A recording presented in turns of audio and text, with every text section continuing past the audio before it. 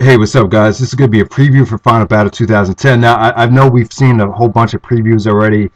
People have been hyping up this show to death and doing a great job of it as well. I would just say that. But yeah, I still want to run down the card. I know this is kind of late, but I'm really, really excited about the show. I think this is probably the most excited I've been for a Ring of Honor show since Death Before Dishonor 6 for a New York City show. And Death Before Dishonor 6, I knew that would be great, and that was just an awesome, awesome show. I really love that show, and a lot of people think this might live up to Death Before Dishonor 8 standards, and I think it's a huge possibility. I think it still will. I think from top to bottom, Kenny Omega not being on the show definitely hurts the entire card, because, you know, Kenny Omega and Daniels from Death Before Dishonor 8, I feel like that match really put that show over the top. You know, that was like that one extra awesome match, which really just stacked up the show. And but still, even though Omega's not going to be here, it's not going to take away from the show too much. But let's run down the whole show, the whole card actually. All right, so the opening match, we're going to get Kenny King and Red Titus, the All Night Express versus Kyle O'Reilly and Adam Cole. This is going to be an awesome opener. This has potential to be the opener of the year if it opens up the show, which I think it might. You know, Kenny King and Red Titus have definitely grown on me. They've definitely improved. That's well documented. Now, I wasn't a big fan of either guy in 2008. I thought Kenny King was sloppy. I thought Red Titus was just, you know, very, very generic. You know, as a wrestler, I just was not impressed with him. I thought his gimmick was kind of, you know, out of place in Ring of Honor. I just wasn't feeling him. But you know, this tag team, you know, maybe you could give Austin Aries some credit, but I feel like they've developed a nice identity over the last couple of years. They put together a lot of great matches. You know, they've had some really, really good matches, and they're just, you know, they're a better tag team now. You know, you could take them a lot more seriously, and I would say they're probably next in line to be the Ring of Honor Tag Team Champions. So I would think Kings of Wrestling or the Briscoes would end up dropping the belts to these guys probably around WrestleMania weekend. So I mean, yeah, I mean, the All Night Express definitely, both these guys have improved. They're big attractions, in my opinion, and they definitely deserve to be on the show without a doubt. And they're going to be taking on Kyle O'Reilly and Adam Cole. You know, for those, I mean, I've talked about these guys plenty of times. If you've been watching my videos over the last couple months, you'll know how high I am in both of these guys. You know, O'Reilly's actually trained by Davey Richards. That's pretty well documented. And then Adam Cole, you know, he's just a very, very athletic, young, high-flying type of individual. I mean, they're just so exciting to watch. These guys are hungry. They're going to try to make a name for themselves in New York City. This is a huge opportunity for them to prove to some of the people that might not know them, you know, just how good they are. And, yeah. I mean, this tag team kind of sounds thrown together, Cole and O'Reilly, because, you know, they're the two newest guys to the roster, so I figured they just probably, you know, throw them together for the time being. But I think eventually they're probably going to go singles after, you know, they get warmed up. I really don't see them as a, I don't know, I'm not so sure if I see them as a long-term tag team for Ring of Honor. But we'll see what happens there. I think, like I said, I think this is going to be an excellent, excellent match. All right, so let's move on to the next match. We get Colt Cabana versus T.J. Perkins. Very, very interesting matchup. You know, there's a lot of speculation that Colt Cabana is going with a change of direction, and I think that's much, much needed. I'm not so sure if now is the right time to do it, though. I mean, there's speculation that Cabana might interfere in the main event with Steen and Generico. But I'll talk about that later. But Cabana, you know, he's been very, very stale. He's been ultra stale over the last year. Even though he's played a nice role in this Generico and Kevin Steen feud, I feel like he definitely needs to reinvent himself. Ever since he came back, you know, a lot of people on the ROH message board are kind of, you know, tired of him. You know, the comedy routine. It's kind of run its course. I think Cabana could be a great heel. I think he's proven in the past, especially in 2003, that he could be just an awesome, awesome heel. The problem is he's just so entertaining that, you know, it's going to be hard to get the fans to hate him. But yeah, I mean, he's going to, you know, he's been having these, you know, blood wars with, you know, Steve Corino and Kevin Steen over the last year. This is a good chance for Cabana, you know, to go back to scientific wrestling and just to prove that, you know, he really is a good wrestler and is deserving of being a Ring of Honor World Champion, you know, something he's never really attained. But yeah, him and T.J. Perkins, this could be an awesome match. Just a very, very fluid, you know, mat-based wrestling match with a lot of chain wrestling, a lot of, you know, you'll probably see some European style brought into this match. You know, Cabana wrestles that style from time to time. But yeah, you know, for those that don't know who T.J. Perkins is, I'm sure a lot of you guys are like, who the fuck is this guy? But yeah, this guy is really, really underrated. I mean, he's really good. You know, when I first saw him in ROH, I think it was back in 2007 when he went out to the West Coast. I wasn't that impressed with him, but this guy has really toned up. He's really athletic. he's really gotten himself into better shape over the last couple of years. We've seen him have some awesome matches in PWG. Dragon Gate USA brought him in for a couple of shows. He had that awesome match with Sal from Evolve 1, and for those that don't know, Bryan Danielson is very, very high on this guy. Him and Danielson had some awesome matches up and down the West Coast, and Danielson is really, like I said before, like Danielson. I've heard Danielson really put over T.J. Perkins as one of the most underrated wrestlers in the world. So it's an interesting matchup. Probably a better matchup would have been T.J. Perkins versus Eddie Edwards. That probably would have been the better wrestling match. But Cabana and Perkins, this could be just a nice mix of styles. I'm really, really looking forward to it. Actually, I know the ROH message board is kind of shitting on this. They think it's kind of a waste to bring Perkins in to face Cabana, but hopefully they could prove everyone wrong. So we'll see what happens there. All right, next up we have Daisy Hayes and Awesome Kong taking on Sarah Del Rey and Serena Deeb. I don't know. I'm not really that high in this match. I'm just expecting this not to get too much time, but hopefully they let them go out there and rock the house. I really enjoyed Kong and Sarah Del Rey from Supercard of Honor 5. Now, I know some people think it's kind of overrated. It just didn't go too long, but I thought they really rocked the house. I thought they brought a lot of emotion to the Manhattan Center that night. But hopefully they'll just get time. That's pretty much all I could say. Sarah and Daisy, they're tagging up in Chikara right now as they're part of the Bruder Shop, the BDK. So it's kind of weird seeing them face each other here in a tag team match. But hopefully Awesome Kong and Sarah, they could go at it, and we'll get to see Serena Deeb. I've never seen Serena wrestle yet. I know she was part of the Straight Edge Society with CM Punk. But I don't know. I'm just hoping for a nice, solid match. I'm not expecting too much from it. So, all right, the next thing I want to talk about is Samoa Joe. The speculation that Samoa Joe might be returning. I heard his TNA contract is up. The ROH message board keeps on bringing this up. I'm not so sure if this is really going to happen. If it does happen, it'll be a wet dream. It'll be really, really cool to see Joe back in Ring of Honor. I'm sure he's probably going to... I know Joe is a big supporter of Ring of Honor. I know he still keeps up with the company. He still watches the DVDs. He's still a big fan of Ring of Honor. So I'm sure that maybe there's a huge possibility he'll make an appearance. He's probably there as a fan. Hopefully they'll want to bring him in and just have him come out to the ring. I just think it'd be a huge moment. And maybe he could just cut a promo. I think Joe having a match at Final Battle is a little bit too much to ask for. But I think it's a huge chance. And if Joe does come out, I would probably see him coming out after the Christopher Daniels and Homicide match, because you got the TNA connection there. Maybe they could start some kind of stable right there. There's a huge possibility. But, Joe back in ROH, I was kind of against it at first, but now the more I think about it, I just think it'd be awesome. And, this could kind of be like a rebirth for Samoa Joe. All right, so we have Christopher Daniels versus Homicide. So if Joe comes out, I probably see him coming out after that match, like I said. But, yeah, Daniels and Homicide. For those people that were kind of disappointed with Daniels and Aries at Glory of Honor, Aries, you got to keep in mind, Aries really hurt himself in the beginning of that match. He really had a tough time sucking it up and finishing that match. I think he really hurt his hip. I'm not sure if he dislocated his hip or something like that. But this match, I don't know. A Homicide has not impressed me at all. He looks very, very soft since he's come back from TNA. I'm just talking about his body. He just doesn't seem in that great a shape.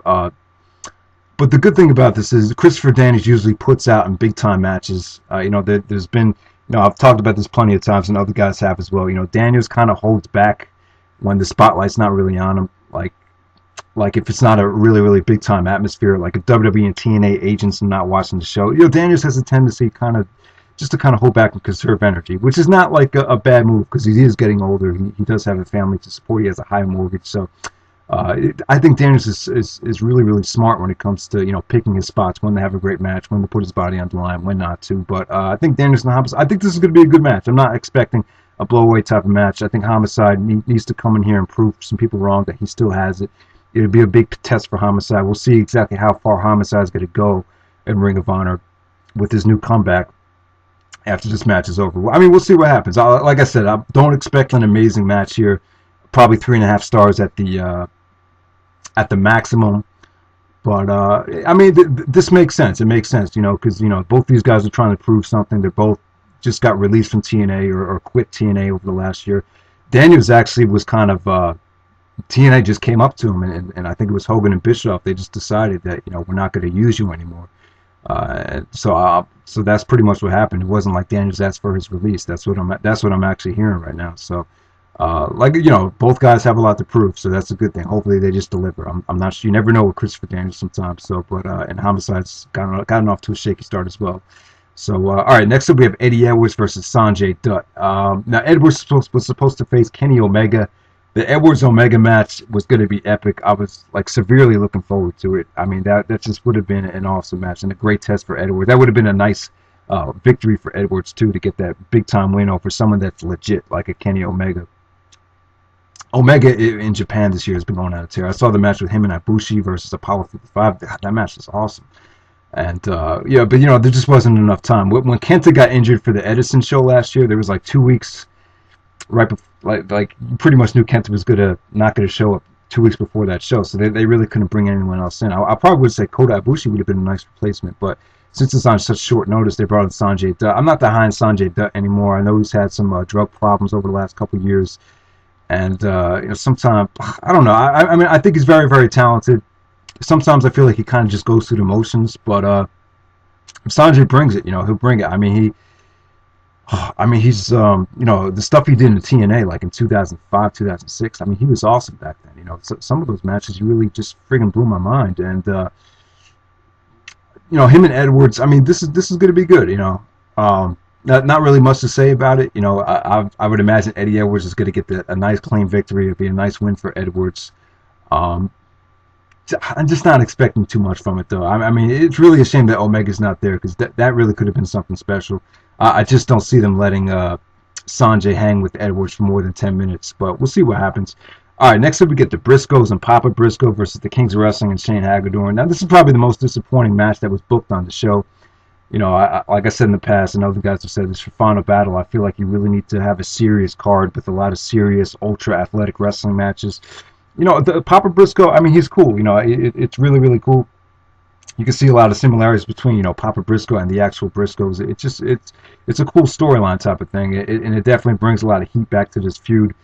But at the same time, it's like, can you really take them seriously? You know, maybe the New York City fans will kind of shit on this match. Now, this is the direction I think they're going to go. I think the match is going to start very, very chaotic. We'll see Papa Briscoe get in there and start hammering away on Shane Hagadorn, and then all of a sudden there might be like a disqualification or something like that.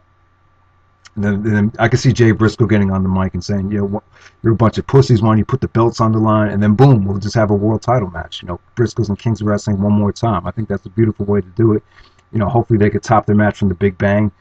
I definitely think, you know, this will be the last match of the trilogy on pay-per-view. It'll be 3 matches on pay-per-view this year. Why not just close it out with a bang? And I don't know. I hopefully they go in that direction. I know Jay Briscoe says, I didn't read the interview, but I know Jay Briscoe said in an interview that expects something awesome to happen in this match. So we'll see what happens there. All right, so for the Ring of Honor World Championship, we have Davey Richards challenging Roderick Strong. Holy shit. People are underrating this. This is going to be an awesome match. This has potential to be the match of the year. This has potential to have a lot more intensity and a lot more emotion than even Tyler Black and Davey Richards. I mean, for those that don't know, you know, Roderick and Davey have a lot of history. You know, they were part of the stable. They were part of the No Remorse Corps in 2007. And, you know, just so much history right there. I mean, these two guys, I really think they're going to capture the same kind of magic that Davey and Kenta had, you know, slapping the taste out of each other's mouths, just that holy shit kind of feel. This is just going to create such an awesome atmosphere. You know, who's going to go over? I hate to tell you this, but I really think Roderick Strong is going to win this match. I feel like, you know, now is the right time to give it to Davey. Don't get me wrong. I would love to see Davey Richards win, but at the same time, you look at all the Ring of Honor champions in the past. You know, the only guys that have really dropped the belt like immediately, it was because of, you know, either TNA pulled them like a Homicide, or they were going to the WWE like a James Gibson, or, you know, it's just going to be a transitional title reign like Jerry Lynn. But I feel like Roderick Strong, he's not a transitional champion. This is one of the greatest Ring of Honor wrestlers of all time. I mean, it'll just be a shame. I mean, you know, looking at this match, everything that Roderick has done in the past kind of flashes before my eyes. The awesome matches with Danielson, the great tag team title reign with Austin Aries. I mean, this guy has done so much. He really is like the Chris Benoit of Ring of Honor. And I really feel like his mic skills are such a turnoff that a lot of people just don't give a fuck about him, which is a shame, because, you know, you can't really say the same thing about Benoit. You know, Benoit's mic skills didn't really hurt the way people saw him or respected him, but it seems like that's what's happening with Roderick right now. I think it's just so bad on the mic that this is not worth giving him a chance. But he could put together an awesome string of title matches. I mean, he could just go on a run, with just having awesome matches with everybody, like 4.5-star matches with every single person on the roster. And Roderick and Shelton Benjamin. Hopefully they'll bring Shelton Benjamin for a match down the road. I think him and Roderick put on an awesome match. So I'm sorry I'm getting off the top, but I'm saying that Roderick, it's cool. It's interesting to see what they could do with him. But at the same time, I think you don't want to fuck around. Davey Richards would lose his second match on pay-per-view this year for the championship. Is that really smart? Probably not. Is Roderick a transitional champion? Maybe so. I don't know. It's tough to say. But the great thing about this is it's fucking unpredictable. This is not Glory by Honor, where you pretty much knew Roderick was going to win the match no matter what, against Tyler Black. I mean, that kind of sucked. I thought Glory by Honor was kind of disappointing because of that. But here, you have the aura of anything could happen, and it's guaranteed to be an awesome match. I mean, what more could you ask for? This is everyone needs to buy this pay-per-view just for this match right here. Now, personally, I would say that if Davey was going to win the title, the lasting impression needs to be, Davey Richards with the Ring of Honor Championship. But I kind of like the direction they're going, a non-sanctioned match. They're pretty much saying that, if Steen and Generico is going on after the pay-per-view officially ends. That's a good way to put it, because, technically the ROH World title is still going last, if you look at it in a certain way. But, I don't have a problem with this. Kevin Steen versus El Generico is a win-win situation. No matter what main event of this show, it's still going to be awesome. But, yeah, Steen and Generico, this has been building since 2007, in my opinion. I mean, Generico has always been bullied by Steen, and, this feud has just been amazing, like so many people have said. And, finally we're going to get to see these two guys go at it one-on-one, a fight without honor match. Big-time matchup here, main event. Kevin Steen's career is on the line. El Generico's mask is on the line. So, I mean, a lot is at stake. I mean, really, a lot of people are torn on what they really want to see here. I mean, I really feel like, I don't know. I mean, Kevin Steen has been contemplating retirement for a very, very long time. So I think it's a big possibility that Steen might lose this match. But at the same time, I feel like if Generico wants to be taken seriously as a legit main eventer in Ring of Honor, I mean, he's definitely has the talent. He's definitely, probably one of the top 5 wrestlers in ROH as far as carrying someone to a great match. And, I definitely think he has the talent to be a Ring of Honor champion. But, at the same time, it's kind of like, do you think he needs to evolve his character and really showcase some more personality before he gets to that level? I mean, maybe so. I don't know. Maybe just give him a chance without the mask on. I don't know. But at the same time, El Generico is El Generico. Do you really want to take away this gimmick? It's a big gamble here. I'm not sure which way this is going to go. I mean, Steen actually winning this match, or actually lose. I'm sorry, Steen actually losing this match. I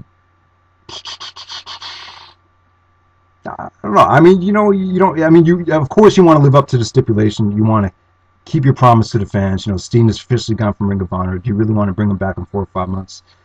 But at the same time, you want to keep Kevin Steen around. Kevin Steen is as an awesome heel. They need a great heel that could go on the mic right now. I don't know. I feel like Steen really needs to stay on the roster. I feel like they need him really, really bad right now. I feel like he's not that far away from securing himself a Ring of Honor World Championship. So, but I mean, we could go back and forth all day about who's going to win this match. There's a lot of speculation. A lot of people, it's kind of like it's a lose-lose situation, because either way you're kind of going to be disappointed. But at the same time, it creates a lot of unpredictability. So that's a great thing right there. But yeah, this match is going to be awesome. I mean, expect somebody, like other people have said, expect somebody to die. They're going to put it all on the line. If this is Steen's last match, trust me, he's going to go out with a bang. Steen always delivers in big-time matches, and so does Generico, so expect nothing less. I mean, this could be the match of the year when it's all said and done. So, I mean, just expect awesomeness, just expect, craziness, expect a lot of emotion. It's going to be just insane. Finally get these two guys, Kevin Steen versus El Generico. No Steve Corino, no Colt Cabana. But at the same time, there's rumors that Cabana might actually interfere and inject himself into the match and try to screw El Generico. And does it make a lot of sense? Maybe so. Cabana in promos has been saying that Generico needs to get it done on his own. So I think it's a possibility. I think this would be a nice way for Cabana to turn heel. My only problem with it is I would just like it to be one-on-one, straight up. You know, no interference, no shenanigans. Just do let them do it by themselves. Uh,